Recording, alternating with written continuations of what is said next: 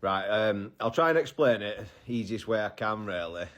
So you've got your three parties, yeah. You've got your homeowner, you've got your waste company, and then you've got your waste transfer station.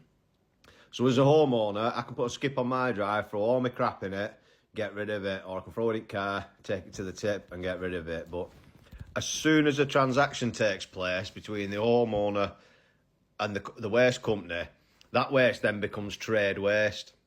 So it can't go to a council tip now or anywhere like that. It has to go direct to the waste transfer station.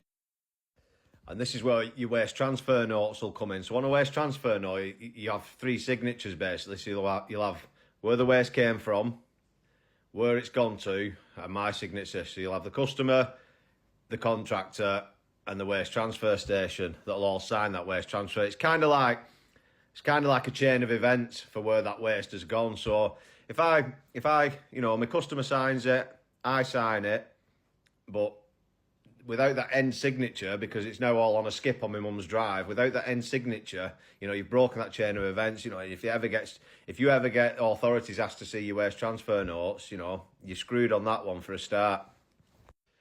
But then the main reason it's illegal is, so you've got your waste transfer stations. These big skip companies will normally have waste transfer stations for these reasons. It costs, these waste transfer stations pay tens of thousands of pounds a year for all the permits, licenses, everything. They're getting checked on by the EA, even for smell. They have to control the smells, spillages, they have to, local rivers, anything. They get checked up on everything. So what they're paying for basically is to sort the waste. They're paying for licenses so they can get the skips in or the vans come in. They can then sort that waste on site into, different piles, so wood, general. They'll separate it and sort the waste there, and then eventually it'll go into a skip or into a big lorry, and it'll either go to landfill or to be recycled.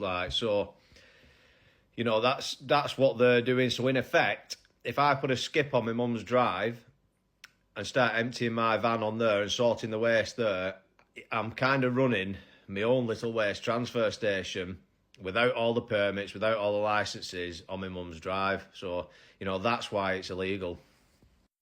I'll give you another little example. I'm looking into getting into the mini skips, and I've been looking for a yard to get into them, but when I put a mini skip out and so a customer fills it with general, I'm not then allowed to take that skip and put it in that yard and sort it out, and separate it. I have to pick that skip up straight from the customer's drive, straight to empty it at the waste transfer station, because I won't have the permits at my yard to store general waste, stuff like that.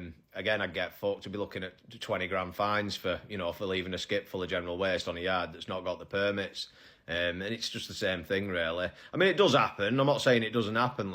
People do it, probably on smaller scales, but I wouldn't recommend it. If you're looking to start up in man and van, I wouldn't recommend it. You'll get screwed.